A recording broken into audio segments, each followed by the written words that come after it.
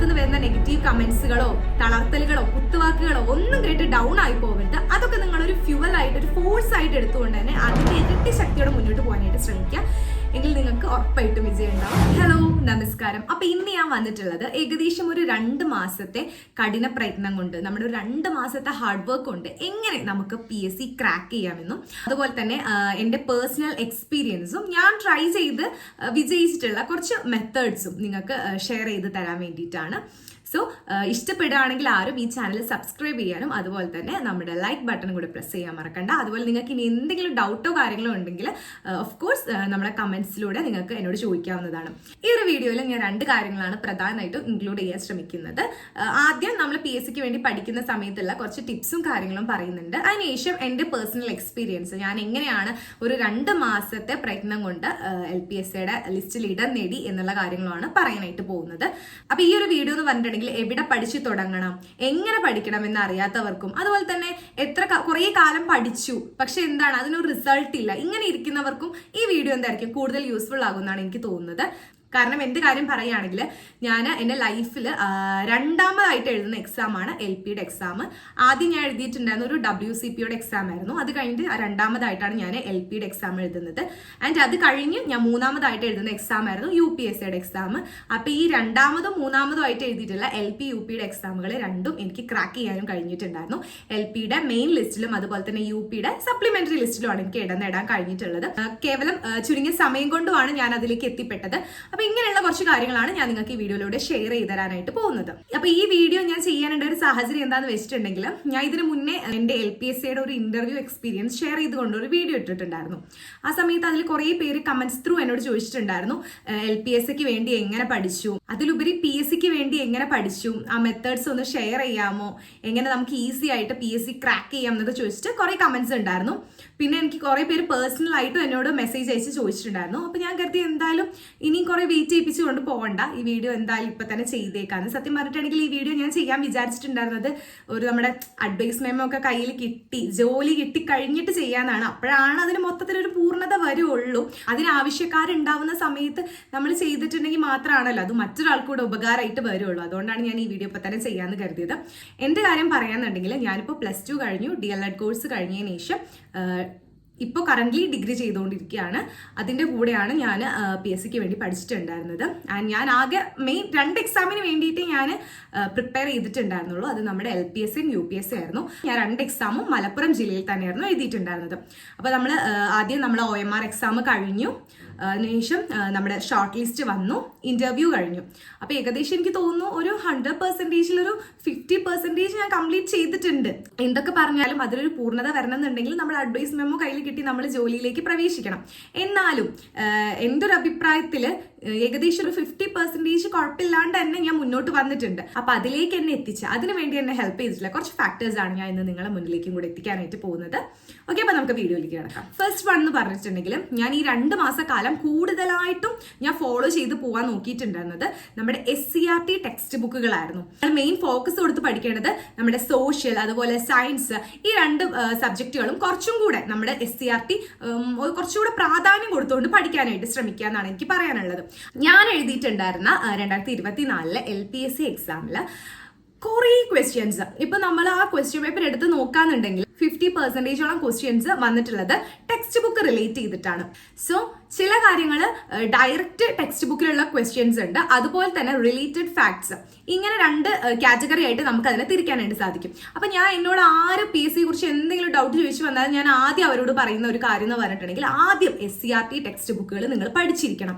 100% നിങ്ങൾ ആ ഒരു കോൺഫിഡൻസ്, നിങ്ങൾ SCERT പഠിച്ചു എന്നുള്ള ഒരു കോൺഫിഡൻസ് നിങ്ങൾക്ക് ഉണ്ടെങ്കിൽ നിങ്ങൾ ഉറപ്പിച്ചോളൂ, നിങ്ങളെ PSC യാത്രയിലെ പകുതി ചെയ്യേണ്ട കാര്യങ്ങൾ നിങ്ങൾ കംപ്ലീറ്റ് ചെയ്തിട്ടുണ്ട് എന്ന് എനിക്ക് നിങ്ങൾക്ക് ഉറപ്പ് തരാനായിട്ട് കഴിയും. അതിന്റെ പേഴ്സണൽ എക്സ്പീരിയൻസിലൂടെയാണ്. ഓഫ്കോഴ്സ് നിങ്ങളിപ്പോൾ ഒരു ഉയർന്ന റാങ്ക് പ്രതീക്ഷിക്കുന്ന ആളാണ്, ഒരു ഫസ്റ്റ് റാങ്ക് സെക്കൻഡ് റാങ്ക് അങ്ങനെയൊക്കെ പ്രതീക്ഷിക്കുന്ന ഒരാളാണെങ്കിൽ ഉറപ്പായിട്ടും നിങ്ങൾ ഗൈഡ് പ്ലസ് SCERT അതുപോലെ നമ്മുടെ മറ്റ് പുറത്തുനിന്ന് നമുക്ക് ഏതൊരു സോഴ്സിൽ നിന്ന് കിട്ടുന്ന അറിവുകളാണെങ്കിലും അതും ഒക്കെ നിങ്ങൾ യൂസ് ചെയ്തിട്ട് അങ്ങനെ നിങ്ങൾ പഠിച്ചിരിക്കണം. പക്ഷെ ഞാൻ പറയുന്നത് എനിക്ക് ഒരു 2 മാസം കൊണ്ട് PSC ക്രാക്ക് ചെയ്യാൻ എങ്ങനെ കഴിഞ്ഞു, അതായത് മെയിൻ ലിസ്റ്റിൽ തന്നെ ഇടം പിടിക്കാൻ കഴിഞ്ഞു.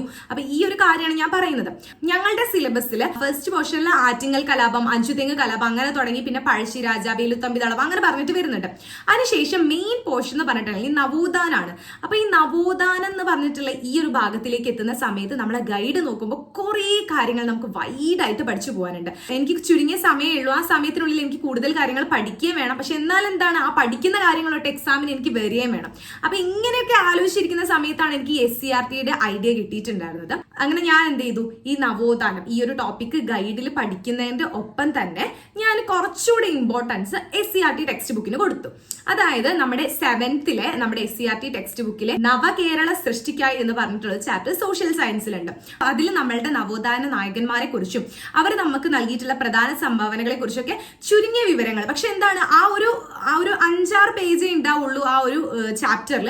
പക്ഷെ അത് പഠിക്കുന്നതിലൂടെ തന്നെ നമ്മൾ ആ ഒരു നവോത്ഥാനം എന്ന് പറഞ്ഞിട്ടുള്ള ഒരു ടോപ്പിക് ഏകദേശം അവിടെ കവർ ചെയ്യാണ്. അപ്പൊ പിന്നെ ഗൈഡ് ഞാൻ ഒരു പ്രാവശ്യം ആക്ച്വലി വായിച്ച് പോയിട്ടുണ്ടായിരുന്നു.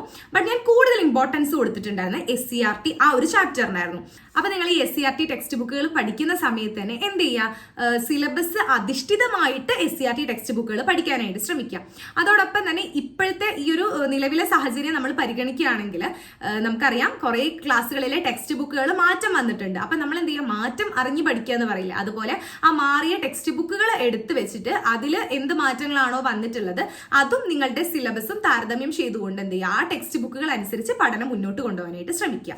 അപ്പൊ ഞാൻ എഴുതിയിട്ടുണ്ടായിരുന്ന ഈ ഒരു എക്സാമിൽ വന്നിട്ടുള്ള ഒരു ക്വസ്റ്റ്യൻ, സമത്വ സമാജ സ്ഥാപകൻ ആരാണ് എന്ന് പറഞ്ഞിട്ട്. നമ്മൾ ഈ ഒരു കാര്യം ഗൈഡിൽ പഠിക്കാന്നുണ്ടെങ്കിൽ എന്തായാലും ഗൈഡിൽ ഈ ഒരു കാര്യത്തിനുള്ള ആൻസർ ഉണ്ടായിരിക്കും. പക്ഷെ നമ്മൾ കൂടുതൽ കാര്യങ്ങൾ അതിൽ നിന്ന് പഠിച്ചു പോവേണ്ടതായിട്ട് വരും. അതുവഴി നമ്മൾ ഈ ക്വസ്റ്റ്യൻ കാണുന്ന സമയത്ത് അതിന്റെ ആൻസറിലേക്ക് എത്തിപ്പെടാൻ വേണ്ടി നമുക്ക് കുറച്ച് ബുദ്ധിമുട്ടുണ്ടാവും. ആ സമയത്ത് നിങ്ങൾ എന്താ ചെയ്യേണ്ടതെന്ന് വെച്ചിട്ടുണ്ടെങ്കിൽ SCERTയിലുള്ള ഈ ഒരു കുറച്ച് കാര്യങ്ങൾ, ഇപ്പൊ നിങ്ങൾ ഗൈഡിൽ ഒരു 50 പേജ് പഠിക്കേണ്ട സ്ഥാനത്ത് ചിലപ്പോൾ നിങ്ങൾക്ക് SCERTയിൽ ഒരു 5 പേജ് പഠിച്ചാൽ മതിയായിരിക്കും. അപ്പൊ ഈ 5 പേജ് നിങ്ങൾ ആദ്യം തെറോ ആക്കി പഠിച്ചതിന് ശേഷം മാത്രം നിങ്ങൾ എന്ത് ചെയ്യുക, ഗൈഡിലേക്ക് കിടക്കാം. അതും നിങ്ങൾ എങ്ങനെ, സിലബസ് അധിഷ്ഠിതമായി തന്നെ പഠിക്കാൻ ശ്രമിക്കുക. ഇപ്പൊ നിങ്ങളുടെ സിലബസിൽ പറയുന്ന ടോപ്പിക്കുകൾ കറക്റ്റ് അതേപോലെ തന്നെ നമ്മുടെ SCERTയിൽ ഉണ്ടായിരിക്കും. ആ സിലബസിൽ പറയുന്ന ആ ടോപ്പിക്കുകൾ SCERT ടെക്സ്റ്റ് ബുക്കിൽ ഏതൊക്കെ ക്ലാസ്സുകളിലെ ഏതൊക്കെ ചാപ്റ്റേഴ്സുകളിലാണ് ഉള്ളത് എന്ന് നോക്കിയിട്ട് ഈ മാർക്ക് ചെയ്തതിനു ശേഷം അതിന് കുറച്ച് കൂടുതൽ ഇമ്പോർട്ടൻസ് കൊടുത്ത് പഠിക്കാം. അതിനുശേഷം നിങ്ങൾ എന്ത് ചെയ്യാം, നമ്മളെ ഗൈഡിലേക്കോ അതുപോലെ നിങ്ങൾക്ക് കിട്ടുന്ന മറ്റേത് സോഴ്സുകളോ നിങ്ങൾക്ക് ഉപയോഗിക്കാനായിട്ട് പറ്റും. അപ്പൊ ഇതാണ് ആദ്യം തന്നെ എനിക്ക് പറയാനുള്ളത്, ഈ ഒരു SCERTയുടെ കാര്യമാണ്. ഈ SCERT റിലേറ്റ് ചെയ്ത് ചോദിച്ചിട്ടുള്ള ക്വസ്റ്റ്യൻസ് ഞാൻ എന്ത് ചെയ്യാം, സ്ക്രീനിൽ കൊടുക്കാം. അത് നിങ്ങളൊന്ന് ശ്രദ്ധിക്കുക. നിങ്ങൾ എന്താ ചെയ്യേണ്ടതെന്ന് വെച്ചിട്ടുണ്ടെങ്കിൽ ഒരു പ്രാവശ്യമെങ്കിലും എന്ത് ചെയ്യുക, ഒരു ക്വസ്റ്റ്യൻ പേപ്പർ എടുക്കുക. ഒരു പ്രീവിയസ് ഇയർ ഏതെങ്കിലും ഒരു തസ്തികയിലേക്ക് നടന്നിട്ടുള്ള ഒരു PSCയുടെ ക്വസ്റ്റ്യൻ പേപ്പർ എടുത്തതിന് ശേഷം ഒന്ന് അവലോകനം ചെയ്ത് നോക്കാം. അതിലുള്ള ക്വസ്റ്റ്യൻസ് ഒന്ന് വായിച്ചതിന് ശേഷം ഇത് ഏത് ഭാഗത്ത് നിന്ന് എന്ത് റിലേറ്റ് ചെയ്താണ് വന്നിട്ടുള്ളത് നോക്കുന്ന സമയത്ത് നിങ്ങൾക്ക് കാണാനായിട്ട് പറ്റും. പ്രധാനമായിട്ടും SCERT ഫാക്ട്സ് അതിൽ കൂടുതൽ എന്ന് പറഞ്ഞിട്ടുണ്ടെങ്കിൽ അത്രയധികം തന്നെ ചോദിക്കുന്നുണ്ടായിരിക്കും. അപ്പൊ അതാണ് എനിക്ക് ഒന്നാമതായിട്ട് പറയാനുള്ള കാര്യം. ഇപ്പൊ നിങ്ങളൊരു SCERT ടെക്സ്റ്റ് ബുക്ക് പഠിക്കുകയാണ്. അപ്പൊ ആ ടെക്സ്റ്റ് ബുക്കിൽ നിങ്ങളൊരു ചാപ്റ്റർ കവർ ചെയ്ത് കഴിഞ്ഞു എന്ന് കരുതാം. അപ്പൊ അതിന്റെ ബാക്കിൽ ആ ഒരു ചാപ്റ്റർ അവസാനിക്കുന്നിടത്തായിട്ട് വിലയിരുത്തൽ അതുപോലെ തുടർ പ്രവർത്തനങ്ങൾ എന്ന് പറഞ്ഞിട്ട് 2 ഭാഗങ്ങൾ കാണാനായിട്ട് സാധിക്കും. അവിടെ നിരവധി ചോദ്യങ്ങൾ ഉണ്ടായിരിക്കും. ഈ ചോദ്യങ്ങൾ, ഈ വിലയിരുത്തൽ ഭാഗത്തുള്ള ചോദ്യങ്ങളും അതുപോലെ തുടർ പ്രവർത്തനത്തിൽ കൊടുക്കുന്ന ചോദ്യങ്ങളും അതുപോലെ ഒരു മാറ്റം ഇല്ലാണ്ട് പല എക്സാമുകൾക്ക് റിപ്പീറ്റ് ചെയ്ത് ചോദിച്ചിട്ടുണ്ട്. ആ ഒരു ഭാഗം നിങ്ങൾ ഒരിക്കലും സ്കിപ്പ് ചെയ്ത് പോകരുത്. ഉറപ്പായിട്ടും അത് വായിച്ച് അതിന്റെ ഉത്തരങ്ങളിലേക്ക് നിങ്ങൾക്ക് എത്തിപ്പെടാൻ കഴിയുന്നു എന്നുള്ളത് നിങ്ങൾ ഉറപ്പുവരുത്തിയിരിക്കണം. ഇനി അടുത്തതായിട്ട് വരുന്ന പ്രധാനപ്പെട്ട ഒരു ഫാക്ടർ എന്ന് പറഞ്ഞിട്ടുണ്ടെങ്കിൽ പ്രീവിയസ് ഇയർ ക്വസ്റ്റ്യൻസ് ആണ്. അതെ, അപ്പൊ നിങ്ങൾ ഏതൊരു പോസ്റ്റിന് വേണ്ടിയിട്ടാണോ, ഏതൊരു തസ്തികയിലേക്ക് വേണ്ടിയിട്ടാണോ നിങ്ങൾ പരീക്ഷയ്ക്ക് വേണ്ടി പ്രിപ്പയർ ചെയ്യുന്നത്, അപ്പോൾ ആ ഒരു തസ്തികയിലേക്ക് അതിന് മുന്നേ പരീക്ഷകൾ നടന്നിട്ടുണ്ടാവും. അപ്പൊ ആ പരീക്ഷകളുടെ ചോദ്യ പേപ്പറുകൾ നിങ്ങൾ സ്വയം എടുത്ത് എന്ത് ചെയ്യണം, ഒന്ന് വിശകലന വിധേയമാക്കി അതിലുള്ള ആ ചോദ്യങ്ങൾ ഒന്ന് പരിചയപ്പെടാനും ഇനിയും അതുപോലെ ക്വസ്റ്റ്യൻസ് വന്നിട്ടുണ്ടെങ്കിൽ, ആ ഒരു രീതിയിൽ ചോദ്യങ്ങൾ വന്നിട്ടുണ്ടെങ്കിൽ അതിന് എങ്ങനെ ഉത്തരം നൽകാം, കൺഫ്യൂഷൻ ഇല്ലാതെ എങ്ങനെ ഉത്തരത്തിലേക്ക് എത്തിപ്പെടാം, നിങ്ങൾ എന്ത് ചെയ്തിരിക്കണം, ആ ഒരു ചോദ്യ പേപ്പർ വിശകലനത്തിലൂടെ നിങ്ങൾ സ്വായത്തമാക്കിയിരിക്കണം. അപ്പൊ ഈ ഒരു കാര്യം ഞാൻ നിങ്ങൾക്ക് ഒരു ഉദാഹരണ സഹിതം വ്യക്തമാക്കി തരാം. ഞാൻ എഴുതിയിട്ടുണ്ടായിരുന്ന LP പരീക്ഷയിൽ ഒരു ക്വസ്റ്റ്യൻ ഉണ്ടായിരുന്നു. മോൺസ് പ്രക്രിയ വഴി ശുദ്ധീകരിക്കാൻ കഴിയുന്ന മൂലകം ഏതാണ്? അപ്പൊ ഈ ഒരു ചോദ്യം എന്ന് പറഞ്ഞിട്ടുണ്ടെങ്കിൽ കഴിഞ്ഞ LP-യുടെ പരീക്ഷയ്ക്ക് ചോദിച്ച് അതുപോലെ ഒരു മാറ്റം ഇല്ലാണ്ട് റിപ്പീറ്റ് അടിച്ച് വന്നിട്ടുള്ള മറ്റൊരു ക്വസ്റ്റ്യൻ ആണ്. PYQ ഇങ്ങനെ ചെയ്യുന്നതിലൂടെ നിങ്ങൾക്ക് കഴിഞ്ഞ പ്രാവശ്യത്തെ ചോദ്യപേപ്പറിൽ നിന്നും അതുപോലെ അല്ലെങ്കിൽ ആ ഒരു രീതിയിൽ തന്നെ ആവർത്തിച്ചു വരുന്ന ചോദ്യങ്ങൾക്ക് ഉത്തരം അതിവേഗം ഒരു കൺഫ്യൂഷനും ഇല്ലാതെ കണ്ടുപിടിക്കാനായിട്ട് സാധിക്കും. അപ്പൊ ഈ PYQ എന്ന് പറയുന്നത് അത്രയും ഇമ്പോർട്ടന്റ് ആയിട്ടുള്ള ഒരു കാര്യമാണ്. അതുപോലെ നിങ്ങൾ ചെയ്യേണ്ട മറ്റൊരു കാര്യം എന്താണെന്ന് വെച്ചിട്ടുണ്ടെങ്കിൽ ഒരു ദിവസം ഒരു പ്രീവിയസ് ഇയർ ക്വസ്റ്റ്യൻ പേപ്പർ എങ്കിലും വർക്ക്ഔട്ട് ചെയ്ത് നോക്കാനായിട്ട് ശ്രമിക്കുക. നിങ്ങൾ ഒരു ദിവസം ഇപ്പോൾ ഒരു 5 ടോപ്പിക്കുകൾ പഠിക്കാന്നിരിക്കട്ടെ, അതിപ്പോ ഓരോ സബ്ജക്ട് റിലേറ്റ് ചെയ്തിട്ട് അതിലുള്ള ഓരോ ടോപ്പിക്കാന്ന് ഇരിക്കട്ടെ. അങ്ങനെ നിങ്ങൾ ഒരു 5 ടോപ്പിക്ക് പഠിച്ചു. 5 ടോപ്പിക്ക് നിങ്ങൾ അവിടെ പഠിക്കുന്ന സമയത്ത് ആ ഒരു 5 ടോപ്പിക്കിനെ സംബന്ധിച്ചുള്ള വിവരങ്ങൾ മാത്രമേ നിങ്ങളിലേക്ക് എത്തുന്നുള്ളൂ. അതേസമയം നിങ്ങൾ ഒരു previous year question paper work out ചെയ്ത് നോക്കുന്ന സമയത്ത് ടൈപ്സ് ഓഫ് വെറൈറ്റി ക്വസ്റ്റ്യൻസ് കാണുന്നുണ്ട്. 1ാമത്തെ ക്വസ്റ്റ്യൻ മുതൽ 100ാമത്തെ ക്വസ്റ്റ്യൻ വരെ വരുന്ന സമയത്ത് ആദ്യം ഇപ്പോൾ നമ്മൾ സ്വാഭാവികമായിട്ടും ഹിസ്റ്ററി ഭാഗത്തു നിന്നുള്ള ക്വസ്റ്റ്യൻ ആണെങ്കിൽ അത് കഴിയുമ്പോഴത്തേക്കും പിന്നെ physics, chemistry, biology, Malayalam, English, maths, ഇങ്ങനെ മൊത്തത്തിൽ ഒരു എക്സാമിന് നിങ്ങൾ എങ്ങനെ നോക്കി കാണുന്നോ ആ രീതിക്ക് തന്നെ ഒരു 100 ക്വസ്റ്റ്യൻസ് നിങ്ങളെ മുന്നിലേക്ക് വരികയാണ്. നിങ്ങളത് വർക്ക്ഔട്ട് ചെയ്യുന്ന സമയത്ത് ഓരോ സബ്ജക്റ്റിൽ നിന്നും അതിന്റെ ഉള്ളിൽ ഓരോ ടോപ്പിക്കിൽ നിന്നും നിങ്ങൾക്ക് കൂടുതൽ അറിവുകൾ, അതും PSCയുടെ ഭാഗത്ത് നിന്ന് എങ്ങനെയാണ് ചോദ്യങ്ങൾ വരുന്നത് എന്നുള്ളത് മനസ്സിലാക്കാനായിട്ട് സാധിക്കും. അതോടൊപ്പം തന്നെ ഇപ്പൊ നിങ്ങൾ ഒരു 100 ക്വസ്റ്റ്യൻസ് ഒരു previous year question paper work out ചെയ്യുന്ന സമയത്ത് നിങ്ങൾക്ക് കുറേ അറിവുകളാണ് അതിൽ നിന്ന് കിട്ടുന്നത്. ഓക്കെ, അപ്പൊ നിങ്ങൾ ഒരു ദിവസം ഇത്ര കാര്യങ്ങൾ പഠിച്ചു എന്നതിലപ്പുറത്തേക്ക് നിങ്ങൾ ഒരു previous year question paper work out ചെയ്യുന്ന സമയത്ത് നിങ്ങൾക്ക് നമ്മുടെ ഈ ഒരു സിലബസ്, ഒരു ഹോൾ സിലബസിനെ മൊത്തത്തിൽ അതിന്ന് എങ്ങനെയൊക്കെ ക്വസ്റ്റ്യൻസ് വരാന്നുള്ള കാര്യം നിങ്ങൾക്ക് എന്ത് ചെയ്യാനായിട്ട് കഴിയും, മനസ്സിലാക്കാനായിട്ട് കഴിയും. സോ എന്റെ അഭിപ്രായത്തിൽ എല്ലാ ദിവസവും തന്നെ ഞാൻ പറയും എന്ത് ചെയ്തിരിക്കണം, ഒന്ന് വർക്ക്ഔട്ട് ചെയ്ത് നോക്കിയിരിക്കണം. അതിപ്പോ നിങ്ങളുടെ തസ്തികയിലേക്ക് തന്നെ ചോദിച്ച ക്വസ്റ്റ്യൻ പേപ്പർ ആവണമെന്നില്ല. ഇപ്പൊ LDCയുടെ ആണെങ്കിലും LGSന്റെ ആണെങ്കിലും CPOന്റെ ആണെങ്കിലും WCPയുടെ ക്വസ്റ്റ്യൻ പേപ്പർ കാണുന്ന സമയത്ത് ഒന്ന് നോക്കിയാലും ഒന്ന് മനസ്സിലാക്കിയാലും അതിൽ തെറ്റില്ല. എന്നാലും കൂടുതൽ ഇമ്പോർട്ടൻസ് എന്ത് ചെയ്യുക, നമ്മൾ ഏത് പോസ്റ്റിലേക്ക് വേണ്ടിയിട്ടാണോ പഠിക്കുന്നത് അതിന്റെ ക്വസ്റ്റ്യൻ പേപ്പർ നോക്കാനായിട്ട് എന്ത് ചെയ്യുക, ശ്രദ്ധിക്കുക. അങ്ങനെ ഞാൻ പറയാൻ കാരണം എന്താണെന്ന് വെച്ചിട്ടുണ്ടെങ്കിൽ ഓരോ പോസ്റ്റിലേക്കുള്ള എക്സാമുകൾക്ക് ഓരോ സിലബസ് ആയിരിക്കും ഉണ്ടാവുക. ഇപ്പൊ LPUPയുടെ കാര്യം പറയുകയാണെങ്കിൽ പ്ലസ് നമുക്ക് അതിൽ വരുന്ന ഒരു കാര്യമാണ് സൈക്കോളജി എന്ന് പറഞ്ഞിട്ടുണ്ടെങ്കിൽ, അതുപോലെ CPO, WCPO എന്ന് പറയുന്ന സമയത്ത് അതിൽ സ്പെഷ്യൽ ടോപ്പിക്കുകൾ വേറെയും വരുന്നുണ്ട്. അപ്പൊ ഇങ്ങനെയുള്ള കുറച്ച് കാര്യങ്ങൾ നമുക്ക് ഇടയിൽ ആ ക്വസ്റ്റ്യൻ പേപ്പർ നോക്കുമ്പോൾ ഒരു ഡിസ്റ്റർബൻസ് ആയി വരാമെങ്കിലും അതിലുപരി നമ്മുടെ ജിയോഗ്രഫി, അതുപോലെ ഫിസിക്സ്, കെമിസ്ട്രി, ബയോളജി ഇങ്ങനത്തെ കാര്യങ്ങളൊക്കെ നമുക്ക് കോമൺ ആയിട്ട് ഒരു ഫാക്ടർ അവിടെ ഉണ്ട്. അപ്പൊ അതൊക്കെ നോക്കിയിട്ട് എന്ത് ചെയ്യാനായിട്ട് ശ്രദ്ധിക്കുക, പ്രീവിയസ് ഇയർ ക്വസ്റ്റ്യൻ പേപ്പർ എല്ലാവരും പഠിക്കുക. അത് ഒരു ഇമ്പോർട്ടന്റ് കാര്യമാണ്. അപ്പൊ SCRT അതുപോലെ പ്രീവിയസ് ഇയർ ക്വസ്റ്റ്യൻ പേപ്പർ, ഈ 2 കാര്യങ്ങളാണ് ആദ്യം തന്നെ എനിക്ക് നിങ്ങളോട് പറയാനുള്ളത്. അടുത്തായിട്ട് വരുന്ന പ്രധാനപ്പെട്ട ഒരു ഘടകമാണ് നമ്മുടെ പഠനത്തെ സ്വാധീനിക്കുന്ന ഏറ്റവും പ്രധാനപ്പെട്ട ഘടകം എന്ന് തന്നെ നമുക്ക് പറയാം. എന്താണ്? സമയം. നമ്മൾ എത്ര സമയം പഠിക്കുന്നു എന്നുള്ളത്. ഇപ്പൊ ചിലപ്പോൾ ഞാൻ ഒരു 3 മണിക്കൂർ എടുത്ത് പഠിക്കുന്ന ഒരു ടോപ്പിക്ക് മറ്റൊരാൾക്ക് ചിലപ്പോൾ 1 മണിക്കൂർ കൊണ്ട് തന്നെ എന്ത് ചെയ്യാൻ കഴിയുന്നുണ്ടാവും, പഠിച്ച് കവർ ചെയ്യാൻ കഴിയുന്നുണ്ടാവും.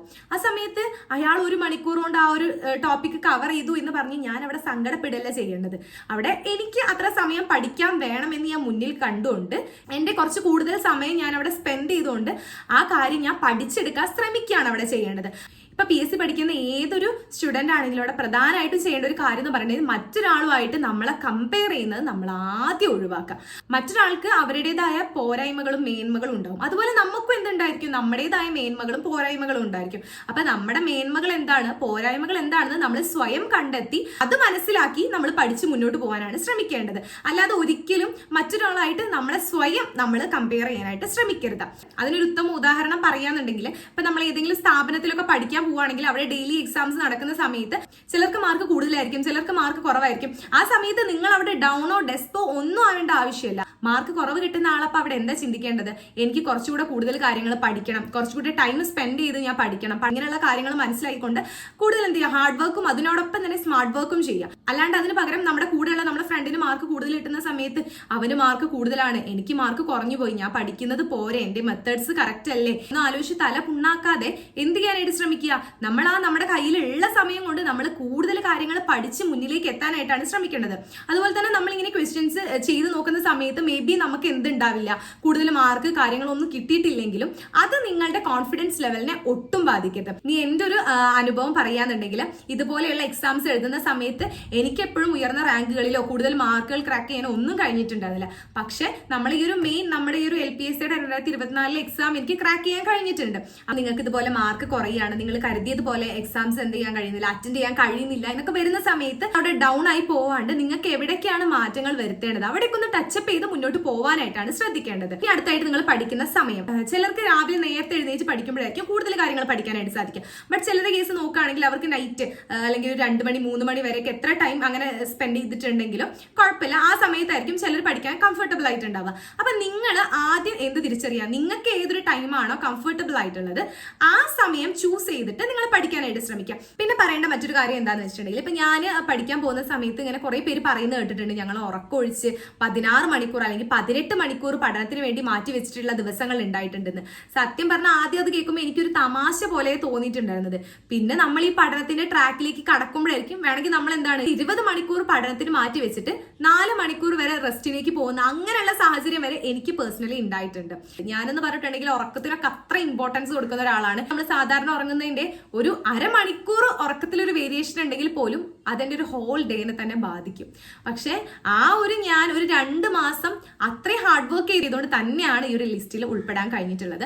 ഓഫ് കോഴ്സ് നമുക്ക് നമ്മുടെ ഹാർഡ് വർക്കും നമുക്ക് ഇഷ്ടപ്പെട്ട കുറേ കാര്യങ്ങൾ നമുക്ക് മാറ്റി നിർത്തേണ്ടതായിട്ടും ത്യജിക്കേണ്ടതായിട്ടും ഒക്കെ വരും. പക്ഷെ അപ്പോഴും നമ്മൾ ആലോചിക്കേണ്ടത് നമ്മുടെ മുന്നിലേക്ക് വരാൻ പോകുന്ന ആ ഒരു വലിയ നീണ്ട വസന്തകാലത്തിനെയാണ്.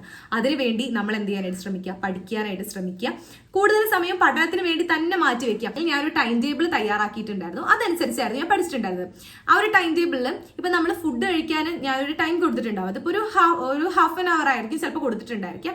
ആ ഹാഫ് ആൻ അവറിൽ ഞാൻ ഫുഡ് കഴിക്കുന്നതിന്റെ ഇടയിൽ തന്നെ ഞാൻ ഈ ഫോണിൽ യൂട്യൂബ് ക്ലാസ് ഓൺ ആക്കി വെക്കും. അതായത് ഞാൻ കൂടുതലായിട്ടും അങ്ങനെ യൂട്യൂബ് ക്ലാസ് കണ്ടിട്ടുള്ളത്, അതായത് ഫുഡ് കഴിക്കുന്ന സമയത്ത് അല്ലെങ്കിൽ ഇനിയിപ്പോൾ ചിലപ്പോൾ എനിക്ക് എന്തെങ്കിലും പാത്രം കഴുകാനോ അങ്ങനെ എന്തെങ്കിലും ചെറിയ ചെറിയ പണികളൊക്കെ ഉണ്ടാകുമ്പോഴും ഞാൻ യൂട്യൂബ് ക്ലാസ്സുകൾ ഓൺ ചെയ്ത് വെക്കും. അത് ഞാൻ കാണാറുണ്ടായിരുന്നത് previous year Malayalam, English, maths ഈ 3 ഭാഗത്തുനിന്ന് വരുന്ന പ്രീവിയസ് ഇയർ ക്വസ്റ്റ്യൻസ് ആയിരുന്നു ഞാൻ കണ്ടിട്ടുണ്ടായിരുന്നത്. അപ്പൊ ഈ മലയാളത്തിലൊക്കെ പ്രീവിയസ് ഇയർ ക്വസ്റ്റ്യൻസ് എന്ന് പറയുന്ന സമയത്ത് അത് കൂടുതൽ എന്ത് ചെയ്യാനായിട്ട് സാധ്യതയുണ്ട്, റിപ്പീറ്റ് ചെയ്ത് വരാനായിട്ടുള്ള സാധ്യതയുണ്ട്. അതുകൊണ്ടാണ് ഞാൻ ഇങ്ങനെയുള്ള സമയങ്ങളിൽ എന്ത് ചെയ്യാനായിട്ട് ശ്രമിച്ചത്, പ്രീവിയസ് ഇയർ ക്വസ്റ്റ്യൻസ് അതായത് മലയാളം, ഇംഗ്ലീഷ്, മാത്സ് കാണാനായിട്ട് ശ്രമിച്ചിട്ടുണ്ടായിരുന്നത്. ഇങ്ങനെയായിരുന്നു ഞാൻ പഠനത്തിന് വേണ്ടി സമയം ചെലവഴിച്ചിട്ടുണ്ടായിരുന്നത്. എങ്ങനെ പോലും ഞാൻ ഈ ഒരു 2 മാസ കാലയളവിൽ ഒരു ദിവസം ഒരു 16 മണിക്കൂർ, ഒരു 18 മണിക്കൂറെങ്കിലും പഠനത്തിന് വേണ്ടി മാറ്റി വെച്ചിട്ടുണ്ടായിരിക്കും. ബാക്കിയുള്ള സമയങ്ങളിൽ നമുക്ക് റെസ്റ്റ് എടുക്കാനോ അല്ലെങ്കിൽ നമുക്ക് ചെയ്യേണ്ട മറ്റ് പരിപാടികൾ തീർക്കാനൊക്കെ ആയിട്ട് നമുക്ക് ഉപയോഗപ്പെടുത്താം. അപ്പൊ ഞാൻ പറഞ്ഞു 16 to 18 മണിക്കൂർ. ഈ സമയം ഞാൻ മുഴുവനായിട്ട് പഠിച്ചു എന്നല്ല ഞാൻ പറയുന്നത്. ബട്ട് അതിന്റെ ഇടയിൽ കുറച്ച് ഒരു 1.5 മണിക്കൂറോളം എന്താണ് എനിക്ക് റെസ്റ്റിന് വേണ്ടി വരുന്നുണ്ടായിരുന്നു.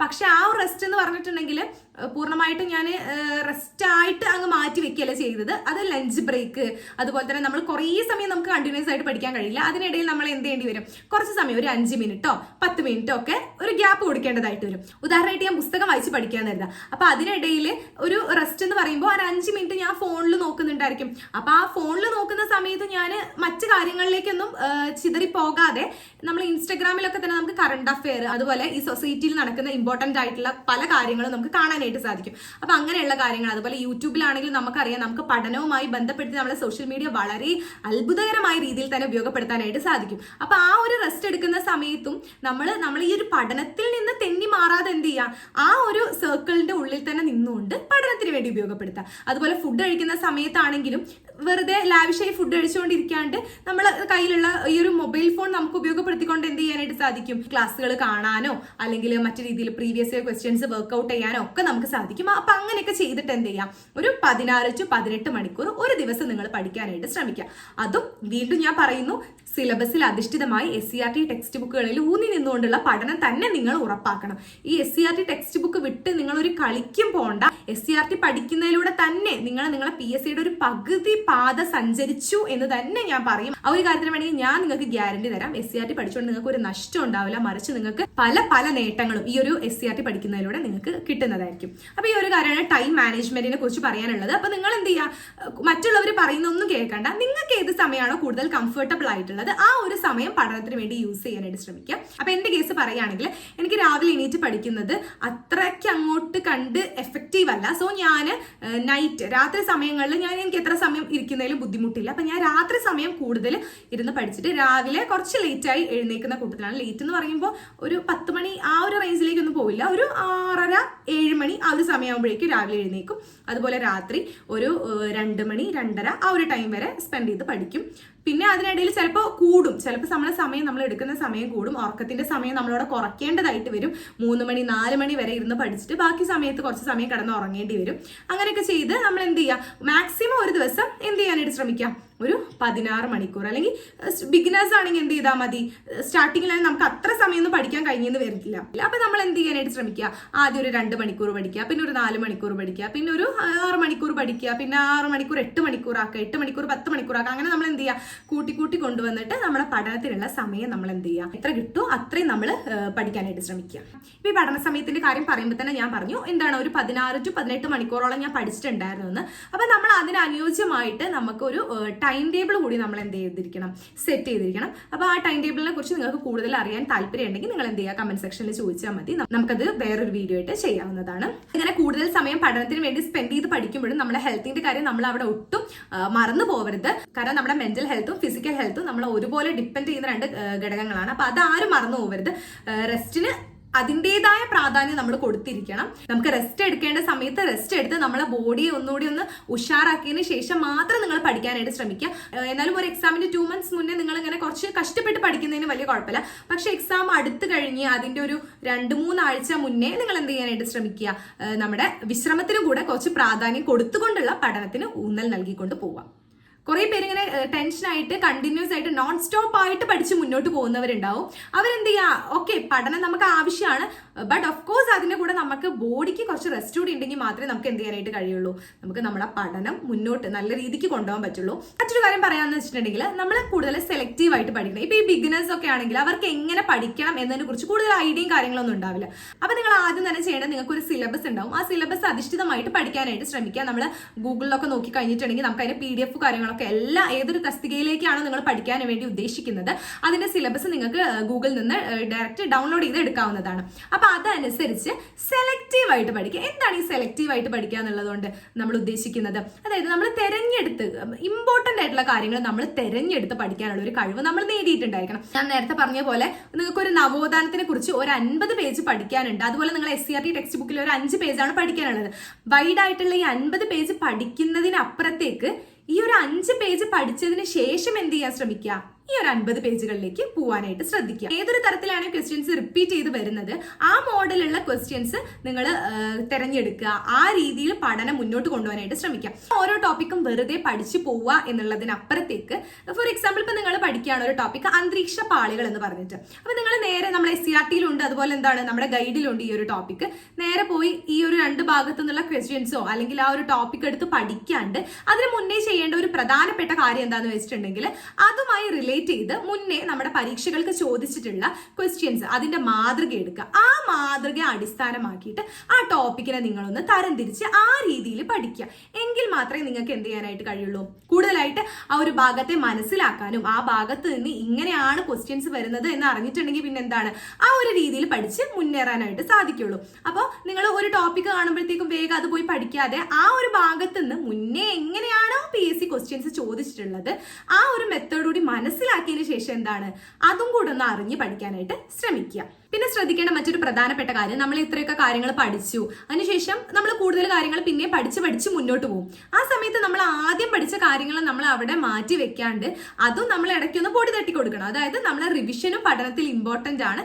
അതിന് വേണ്ടിയിട്ട് നമ്മൾ എന്ത് ചെയ്യുക, അത്യാവശ്യം കുറച്ച് കൂടുതൽ സമയം തന്നെ മാറ്റി വെക്കുക. പഠനം പോലെ തന്നെ ഇമ്പോർട്ടന്റ് ആയിട്ടുള്ള മറ്റൊരു ഘടകമാണ് റിവിഷൻ. ഇപ്പൊ നിങ്ങളൊരു ടോപ്പിക്ക് പഠിക്കുകയാണ് ലോഹങ്ങൾ എന്ന് പറഞ്ഞിട്ട്, അതായത് നിങ്ങൾ ആ ടോപ്പിക്ക് പഠിച്ചു കഴിഞ്ഞു, ഇപ്പൊ 2 ദിവസം കഴിഞ്ഞിട്ട് നിങ്ങൾ മറ്റൊരു ടോപ്പിക്ക് പഠിക്കുകയാണ്. അങ്ങനെ ആ 2 ദിവസം കഴിയുമ്പോഴത്തേക്കും നിങ്ങൾ ആദ്യം പഠിച്ചിട്ടുള്ള ആ ലോഹങ്ങൾ എന്നുള്ള ടോപ്പിക്ക് നിങ്ങളെ മൈൻഡിൽ മൊത്തത്തിൽ അതുപോലെ തന്നെ ഉണ്ടാവണം എന്നില്ല. അപ്പൊ നിങ്ങൾ എന്ത് ചെയ്യുക, ജസ്റ്റ് ഒന്ന് ബാക്കിലേക്ക് വരിക, ആ ഒരു ഭാഗത്തുള്ള കാര്യങ്ങൾ ഒന്നുകൂടി മൈൻഡിലേക്ക് കൊണ്ടുവരാനായിട്ട് ശ്രമിക്കുക. ഇപ്പൊ നിങ്ങൾ ആദ്യം ആ ഒരു ടോപ്പിക്ക് പഠിക്കാനെടുത്ത സമയം എത്രയാണോ അതിന്റെ പകുതിയുടെ പകുതി സമയം മതിയായിരിക്കും ചിലപ്പോൾ എന്ത് ചെയ്യാൻ നിങ്ങൾക്ക് റിവിഷൻ ചെയ്യാനായിട്ട്. പക്ഷെ ചിലർക്ക് എന്ത് തന്നെ വേണ്ടി വരും, ആദ്യം പഠിച്ച അതേ സമയം തന്നെ റിവിഷൻ ഒരിക്കൽ കൂടി വേണ്ടി വരും. അങ്ങനെ സമയം കൂടുതൽ വേണ്ടി വന്നാൽ കൂടി റിവിഷൻ അവിടെ സ്കിപ്പ് ചെയ്യരുത്. നിങ്ങൾ പഠനത്തിന് കൊടുക്കുന്ന അതേ ഒരു പ്രാധാന്യം നമ്മുടെ റിവിഷനും പ്രാധാന്യം കൊടുത്തുകൊണ്ട് തന്നെ മുന്നോട്ട് പോകാനായിട്ട് ശ്രമിക്കുക. അപ്പൊ നിങ്ങൾ ആ ഒരു ടോപ്പിക്ക് കൂടുതൽ നിങ്ങളുടെ മനസ്സിൽ തങ്ങി നിൽക്കുന്നതിനും പിന്നെ നിങ്ങൾ കൂടുതൽ അങ്ങനെ പെട്ടെന്ന് മറന്നു പോവാതിരിക്കാനുള്ള ഒരു ഏറ്റവും വലിയ പോംവഴിയാണത്. ഇനി ക്വസ്റ്റ്യൻ പേപ്പറിൽ നമ്മൾ അത് റിലേറ്റ് ചെയ്ത് പെട്ടെന്ന് ഒരു ക്വസ്റ്റ്യൻ കാണുകയാണെന്നുണ്ടെങ്കിലും നമുക്ക് അധികം കൺഫ്യൂഷൻ ഇല്ലാണ്ട് ഒരു പ്രാവശ്യം റിവിഷൻ ചെയ്തുകൊണ്ട് ഈ ആൻസറിലേക്ക് പെട്ടെന്ന് എത്തിപ്പെടാനായിട്ട് സാധിക്കും. പിന്നെ നിങ്ങൾ ചിന്തിക്കേണ്ട മറ്റൊരു പ്രധാനപ്പെട്ട കാര്യം എന്താന്ന് പറഞ്ഞിട്ടുണ്ടെങ്കിൽ നമ്മുടെ ഒരു വലിയ ലക്ഷ്യത്തിലേക്കുള്ള ഒരു യാത്രയാണ് ഈ ഒരു പഠനത്തിലൂടെ നമ്മൾ നയിക്കുന്നത്. അതിനിടയിൽ ചിലപ്പോൾ നമ്മളെ കൊച്ചു കൊച്ചു സന്തോഷങ്ങളൊക്കെ നമുക്ക് കണ്ടില്ലെന്നോ ചിലപ്പോൾ വേണ്ടെന്നോ ഒക്കെ വെക്കേണ്ടതായിട്ട് വരും. ആ സമയത്ത് നിങ്ങൾ ഒട്ടും ഡൗൺ ആയി പോവാണ്ട് നിങ്ങൾ ഇരട്ടി ആത്മവിശ്വാസത്തോടെ സന്തോഷത്തോടെ ആ ഒരു സ്ട്രെങ്ത്തോടെ തന്നെ എന്ത് ചെയ്യുക മുന്നോട്ട് പോകാനായിട്ട് ശ്രമിക്കുക. പിന്നെ നമ്മുടെ ചുറ്റുപാടും നമ്മളെ തളർത്താനും ഒറ്റപ്പെടുത്താനും കഷ്ടപ്പെടുത്താനും ഒക്കെ കുറേ പേരുണ്ടാവും. ഇപ്പൊ ഇങ്ങനെ നമ്മൾ പഠിക്കുന്ന സമയത്ത് ഇത്ര കാലമായിട്ട് നിന്റെ പഠനം തീർന്നില്ലേ, അല്ലെങ്കിൽ കുറെ കാലം പഠിക്കുന്നവരാണെങ്കിൽ അങ്ങനെ ഒരു ചോദ്യം കേൾക്കാം. ഇല്ലെങ്കിൽ നമ്മളെ ബിഗിനേഴ്സ് ആണെങ്കിൽ എന്താണ് ഇതൊന്നും പഠിച്ചിട്ട് കാര്യമില്ല, നിന്നെ കൊണ്ട് പറ്റിയ കാര്യമില്ല, നിനക്കൊന്നും ഒരിക്കലും ഇത് സാധിക്കില്ല, അങ്ങനെ പറയുന്ന കൂട്ടരുണ്ടാവാം. മറിച്ച് നമ്മുടെ കൂടെ സപ്പോർട്ടായിട്ട് നിൽക്കുന്നവർ ഒരുപാട് പേരുണ്ടാവും. അപ്പൊ ഇങ്ങനെയുള്ള നെഗറ്റീവ്സ് ആയിരിക്കും ചിലപ്പോൾ കൂടുതൽ പേരുടെ മനസ്സിൽ കൊള്ളുന്നത്. അപ്പൊ നിങ്ങൾ അതൊരു മുറിവായിട്ടോ വേദനയായിട്ടോ ഒന്നുമല്ല, അത് നിങ്ങളുടെ സ്ട്രെങ്ത് ആക്കി എടുത്തുകൊണ്ട് നിങ്ങൾ എന്ത് ചെയ്യുക കൂടുതൽ ശക്തിയോടെ തന്നെ മുന്നോട്ട് പോകാനായിട്ട് ശ്രമിക്കുക. അതുപോലെ എല്ലാ എക്സാംസിനും PSC യുടെ ഭാഗത്തു നിന്ന് പ്രധാനമായിട്ട് ചോദ്യങ്ങൾ ചോദിക്കുന്ന ഒരു മേഖലയാണ് കറണ്ട് അഫെയർ.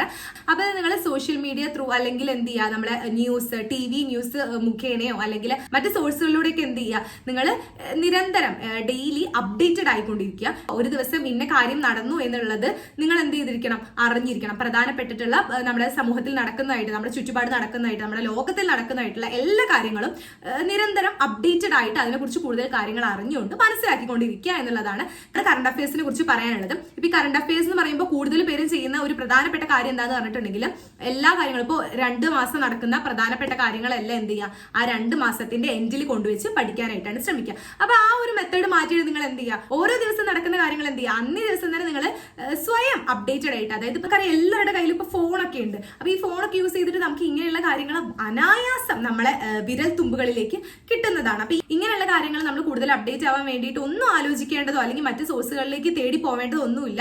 എന്റെ ഒരു പേഴ്സണൽ എക്സ്പീരിയൻസിലും അഭിപ്രായത്തിലും നമ്മുടെ ഈ ഒരു മൊബൈൽ ത്രൂ തന്നെ നമുക്ക് എന്ത് ചെയ്യാനായിട്ട് കഴിയും കറണ്ട് അഫെയറിന്റെ കാര്യത്തിൽ മൊത്തത്തിലൊന്ന് അപ്ഡേറ്റഡ് ആയിട്ട് ഇരിക്കാനായിട്ട് സാധിക്കും. അതുപോലെ തന്നെ എന്താണ് മറ്റ് സോഴ്സുകളായിട്ടുള്ള ന്യൂസ് പേപ്പർ, അതുപോലെ നമ്മുടെ TV അതിലുള്ള ന്യൂസ് ചാനലുകളൊക്കെ നമുക്ക് ഡിപ്പെൻഡ് ചെയ്യാൻ കഴിയുന്നതാണ്. അതിനും അപ്പുറത്തേക്ക് നമുക്ക് മറ്റ് മാസികകളോ കാര്യങ്ങളോ ഒക്കെ ഇതിനു വേണ്ടി ഉപയോഗിക്കാനായിട്ട് കഴിയുന്നതാണ്. അപ്പൊ ഇത്രയൊക്കെ കാര്യങ്ങളാണ് ഞാൻ പ്രധാനമായിട്ടും PSC പഠിച്ച സമയത്ത് ശ്രദ്ധിച്ചിട്ടുണ്ടായിരുന്നത്. ഇനി ഞാൻ എന്റെ പേഴ്സണൽ ആയിട്ടുള്ള എക്സ്പീരിയൻസ് നിങ്ങളുമായിട്ട് ഷെയർ ചെയ്യാം. ഞാൻ +2 കഴിഞ്ഞ് ഡയറക്റ്റ് ആയിട്ട് DLED കോഴ്സിനായിരുന്നു ജോയിൻ ചെയ്തിട്ടുണ്ടായിരുന്നത്. DLED കോഴ്സിന്റെ റിസൾട്ട് ഫൈനൽ ഇയറിന്റെ റിസൾട്ട് വന്ന സമയത്ത് തന്നെ ഞാൻ ഡിഗ്രിക്കും ജോയിൻ ചെയ്തിട്ടുണ്ടായിരുന്നു. ഡിഗ്രി ഞാൻ ചെയ്തിട്ടുണ്ടായിരുന്നത് റെഗുലർ ആയിട്ടായിരുന്നു. അങ്ങനെ ഇരിക്കുകയാണ് 2024 LPSA നോട്ടിഫിക്കേഷൻ ഈ അടുത്ത് വരും എന്ന് പറഞ്ഞിട്ട് നമുക്ക് ഒരു അറിവ് കിട്ടിയത്. ആ സമയത്ത് ഞാൻ ഏകദേശം എക്സാമിന്റെ നമ്മുടെ LPSA എക്സാമിന്റെ LP UP എക്സാമിന്റെ ഒരു 4 മാസം മുന്നേ ആയിരിക്കും ഞാൻ ഈ കാര്യം അറിഞ്ഞിട്ടുണ്ടാവുക. ആ സമയത്ത് ഞാൻ ഈ ഡിഗ്രിക്ക് പഠിക്കുന്നതിനോടൊപ്പം തന്നെ ഒരു ഇൻസ്റ്റിറ്റ്യൂട്ടിൽ സൺഡേ ബാച്ചിൽ ചേർന്നിട്ടുണ്ടായിരുന്നു. അവിടുത്തെ ക്ലാസ്സുകളും കാര്യങ്ങളും എന്ന് പറയുകയാണെങ്കിൽ നല്ല ക്ലാസ്സുകളായിരുന്നു. പിന്നെ കൂടുതലും നമ്മൾ പഠനത്തിനെ എങ്ങനെ നോക്കി കാണുന്നു, അതിനുവേണ്ടി നമ്മൾ എത്ര ഹാർഡ് വർക്ക് ചെയ്യുന്നു എന്നനുസരിച്ചിരിക്കും നമ്മുടെ റിസൾട്ട് എന്ന് പറഞ്ഞിട്ടുണ്ടെങ്കിൽ. അങ്ങനെ ആഴ്ചയിൽ ഒരു ദിവസമായിരുന്നു ഞാനൊരു 4 മാസത്തോളം ക്ലാസ്സിന് പോയിട്ടുണ്ടായിരുന്നത്. അപ്പൊ നിങ്ങൾ ആലോചിക്കണം, ഞാൻ റെഗുലർ ഡിഗ്രി സ്റ്റുഡന്റ് ആണ്, അതിനോടൊപ്പം തന്നെയാണ് ഞാൻ PSC കോച്ചിങ് മുന്നോട്ട് കൊണ്ടുപോയിട്ടുണ്ടായിരുന്നത്. പക്ഷെ ആ ഒരു സമയത്തും എനിക്ക് എൻ്റെ ഒരു 100% ഈ ഒരു PSC പഠനത്തിന് വേണ്ടി കൊടുക്കാൻ കഴിഞ്ഞിട്ടില്ലായിരുന്നു. പക്ഷെ ഞാൻ എന്താ സൺഡേ നമ്മൾ PSC കോച്ചിങ്ങിന് പോകുന്നുണ്ട്, അങ്ങനെ ഭയങ്കര ലാവിഷ് ആയിട്ട് അങ്ങനെയായിരുന്നു ഒരു 4 മാസം പോയിട്ടുണ്ടായിരുന്നത്. അതിനിടയിലാണ് നമ്മുടെ 2 മാസം വെക്കേഷൻ വരുന്നത്. ആ സമയത്ത് ഞാൻ സൺഡേ ബാച്ച് സ്റ്റോപ്പ് ചെയ്തതിനു ശേഷം നേരെ റെഗുലർ ബാച്ചിലേക്ക് ജോയിൻ ചെയ്തിട്ടുണ്ടായിരുന്നു. അങ്ങനെ എനിക്ക് വീക്ക്ലി 3 ദിവസം ക്ലാസ് കിട്ടുന്ന ഒരു സിസ്റ്റത്തിലേക്ക് ഞാൻ മാറി. അങ്ങനെയാണ് ഞാൻ പഠനം ഒന്ന് സീരിയസ് ആയി കാണാൻ തുടങ്ങിയത്. പ്രധാനമായിട്ടും പറഞ്ഞിട്ടുണ്ടെങ്കിൽ ആ വെക്കേഷന്റെ ഒരു 2 മാസക്കാലം തന്നെയാണ് എൻ്റെ PSC പഠനത്തിനെ ഏറ്റവും അധികം സ്വാധീനിച്ചത്. അപ്പൊ ഞാൻ നേരത്തെ പറഞ്ഞിട്ടുള്ള ആ ടിപ്സ് മുഴുവനായിട്ട് ഞാൻ ഫോളോ ചെയ്യാൻ തുടങ്ങിയത് ഈ ഒരു 2 months ആ ഒരു കാലയളവിലാണ്. ആ സമയത്ത് തന്നെയാണ് ഞാൻ SCRT കൂടുതൽ ഇറങ്ങി ചെന്നതും അതുപോലെ നമ്മുടെ കൂടുതലായിട്ട് പഠനത്തിന് ഇത്ര മണിക്കൂറുകൾ മാറ്റി വെച്ച് ടൈം ടേബിൾ അടിസ്ഥാനമാക്കി പഠിക്കാൻ തുടങ്ങിയതും ആ ഒരു ടൈമിലാണ്. അതിനു മുന്നേ പഠിക്കുന്നുണ്ടോ എന്ന് ചോദിച്ചാൽ പഠിക്കുന്നുണ്ട്, പക്ഷെ കാര്യമായിട്ട് അതിൽ എന്തെങ്കിലും മാറ്റങ്ങൾ കൊണ്ടുവരാനോ അല്ലെങ്കിൽ കൂടുതൽ അറിവുകൾ നേടാനോ അങ്ങനെ കഴിയുന്നുണ്ടോ എന്ന് ചോദിച്ചാൽ വലിയ മാറ്റോ കാര്യങ്ങളോ ഒന്നുമില്ല.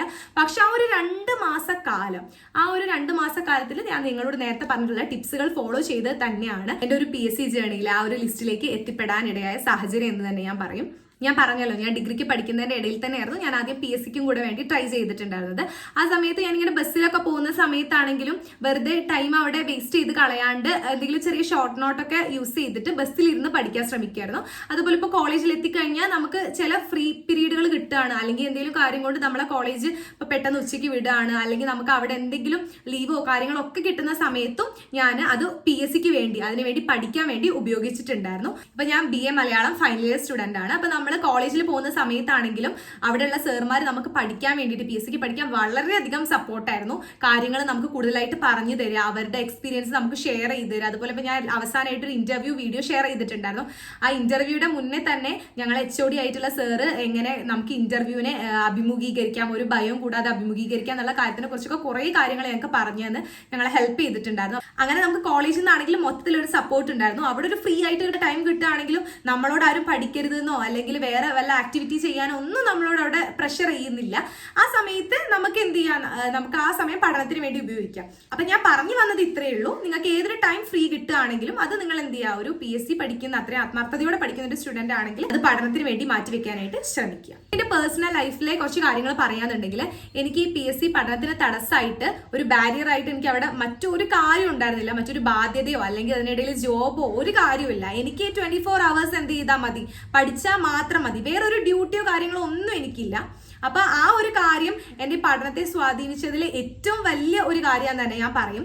കാരണം ഇപ്പൊ നമുക്കറിയാം, വീട്ടമ്മമാരായിക്കോട്ടെ അല്ലെങ്കിൽ പാർട്ട് ടൈം ജോബ് ചെയ്യുന്ന ആളുകളായിക്കോട്ടെ, അവർക്കൊക്കെ പഠനത്തിന് വേണ്ടിയിട്ട് അവിടെ തടസ്സമായിട്ട് കുറെ കാര്യങ്ങൾ വരുന്നുണ്ട്. പക്ഷെ എന്റെ പഠനത്തിന് മുന്നിൽ എനിക്ക് ഇങ്ങനെ ഒരു തടസ്സങ്ങൾ ഉണ്ടായിരുന്നില്ല. പക്ഷെ എനിക്കൊരു ചലഞ്ച് ഉണ്ടായിരുന്നു. അതെന്ന് പറഞ്ഞിട്ടുണ്ടെങ്കിൽ റെഗുലർ സ്റ്റുഡന്റ് ആണ്, അപ്പൊ കോളേജിൽ പോയി വരണം, അങ്ങനെ അവിടെയുള്ള കാര്യങ്ങളും ജസ്റ്റ് ഈ പഠനത്തിന്റെ കൂടെ ഒന്ന് നോക്കണം എന്നുള്ളത് ചെറിയൊരു ചലഞ്ച് ആയിരുന്നു. അത് വലിയ ബുദ്ധിമുട്ടായിട്ടൊന്നും ഞാൻ പറയുന്നില്ല, കാരണം അവിടുത്തെ സാർമാരാണെങ്കിൽ ഓൾമോസ്റ്റ് നമുക്ക് എല്ലാ സഹായങ്ങളും ചെയ്ത് തന്നിട്ടുണ്ടായിരുന്നു. അതുകൊണ്ടൊരു ബുദ്ധിമുട്ടല്ല. എന്നാലും അതിനിടയിലൂടെ ആ ഒരു ക്ലാസ്സിന് ഇടയിലൂടെ പഠിച്ചൊന്ന് മുന്നോട്ട് വന്ന് ഒരു ലിസ്റ്റിൽ ഇടം നേടുക എന്നുള്ളത് ഒരു ചലഞ്ച് ആയിട്ടായിരുന്നു ഞാൻ കണ്ടിട്ടുണ്ടായിരുന്നത്. പിന്നെ നമ്മൾ വീട്ടിലിരുന്ന് ഇങ്ങനെ പഠിക്കുന്ന സമയത്താണെങ്കിലും വീട്ടിൽ ഇനി എന്തെങ്കിലും ജോലികളൊക്കെ ചെയ്യാനുണ്ടെങ്കിലും എന്റെ അമ്മയും ഒരു വർക്ക് ചെയ്യുന്ന ആളാണ്. പക്ഷെ അമ്മ എന്ത് ചെയ്യും, വീട്ടിലെ എല്ലാ പണികളും തീർത്ത് വെച്ച് രാവിലെ കഴിക്കാനുള്ള ബ്രേക്ക്ഫാസ്റ്റ്, ഉച്ചയ്ക്കുള്ള ലഞ്ച്, അതുപോലെ നൈറ്റ് വേണ്ട ഡിന്നർ ഒക്കെ അമ്മയാണ് സെറ്റ് ചെയ്യുക. ഒന്നും അങ്ങനത്തെ ഒരു കാര്യം എനിക്ക് അറിയേണ്ട ഒരു ആവശ്യം വന്നിട്ടില്ല. അതുകൊണ്ട് തന്നെ എനിക്ക് മറ്റൊരു ബാധ്യതകളോ കാര്യങ്ങളോ ഒന്നും ഇല്ലായിരുന്നു. മെയിൻ ആയിട്ട് എന്ത് ചെയ്യുക, പഠനത്തിന് വേണ്ടി തന്നെ 24/7 ആ ഒരു ടൈം ഞാൻ ചെലവഴിക്കുക എന്നുള്ളതായിരുന്നു എനിക്ക് എന്റെ ഭാഗത്തു നിന്ന് വരുന്ന ഒരു ഡ്യൂട്ടി. അപ്പൊ ഇത്രയൊക്കെ കാര്യങ്ങളാണ് എനിക്ക് നിങ്ങളുമായിട്ട് ഷെയർ ചെയ്യാനുള്ളത്. പിന്നെ നിങ്ങളുടെ ചുറ്റുഭാഗത്തു നിന്ന് വരുന്ന നെഗറ്റീവ് കമന്റ്സുകളോ തളർത്തലുകളോ കുത്തുവാക്കുകളോ ഒന്നും കേട്ട് ഡൗൺ ആയി പോകരുത്. അതൊക്കെ നിങ്ങളൊരു ഫ്യൂവൽ ആയിട്ട്, ഒരു ഫോഴ്സ് ആയിട്ട് എടുത്തുകൊണ്ട് തന്നെ അതിന്റെ ഇരട്ടി ശക്തിയോടെ മുന്നോട്ട് പോകാനായിട്ട് ശ്രമിക്കുക. എങ്കിൽ നിങ്ങൾക്ക് ഉറപ്പായിട്ടും വിജയം ഉണ്ടാവും. അല്ല, ഇതുപോലെയുള്ള ഇൻഫോർമേറ്റീവ് ആയിട്ടുള്ള കൂടുതൽ PSC ടിപ്സ് വീഡിയോസ് ഞാൻ ഇനി അപ്ലോഡ് ചെയ്യുന്നതായിരിക്കും. അപ്പൊ അത് നോട്ടിഫിക്കേഷനായി നിങ്ങൾക്ക് ലഭിക്കാൻ വേണ്ടിയിട്ട് ഈ ചാനൽ ഒന്ന് സബ്സ്ക്രൈബ് ചെയ്യുക. അതുപോലെ തൊട്ടടുത്ത് കാണുന്ന ബെല്ലൈക്കൺ കൂടി ഒന്ന് പ്രസ് ചെയ്യുക. മാത്രമല്ല, ഇനി നിങ്ങൾക്ക് കൂടുതലായിട്ട് എന്തെങ്കിലും കാര്യങ്ങൾ അറിയണമെന്നുണ്ടെങ്കിൽ താഴെ കമന്റ് സെക്ഷനിലൂടെ ചോദിച്ചാൽ മതി. ഇനി വേണമെങ്കിൽ നമ്മൾ ഡീറ്റെയിൽ ആയിട്ട് ഞാൻ യൂസ് ചെയ്തിട്ടുള്ള ടൈം ടേബിളിന്റെ വീഡിയോയും അതുപോലെ തന്നെ LPUPക്ക് വേണ്ടി കൂടുതൽ സിസ്റ്റമാറ്റിക് ആയി എങ്ങനെ പഠിച്ചു എന്നുള്ള കാര്യവും ഞാൻ നിങ്ങൾക്ക് ഷെയർ ചെയ്തുതരാം. അപ്പോൾ എന്തെങ്കിലും ഡൗട്ട് ഉണ്ടെങ്കിൽ ചോദിച്ചാൽ മതി. അപ്പൊ അത്രയേ ഉള്ളൂ. ബൈ.